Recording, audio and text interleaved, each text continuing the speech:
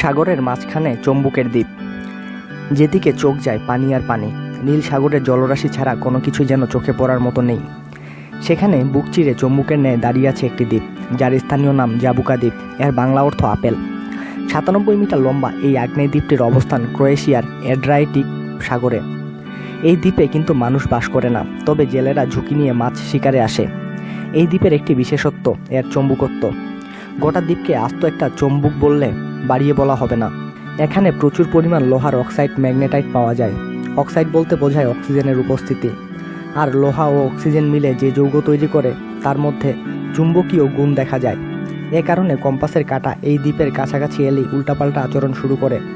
ফলাফল হিসেবে জাহাজের নাবিকরা দিক নির্ণয়ে বিভ্রান্ত হয়।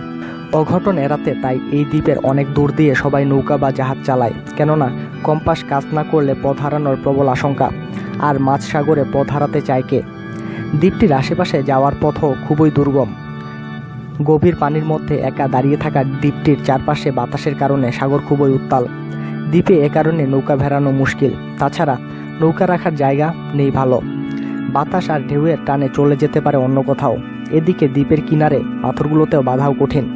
পানি এখানে 2000 মিটার গভীর, নোঙর করাও প্রায় অসম্ভব।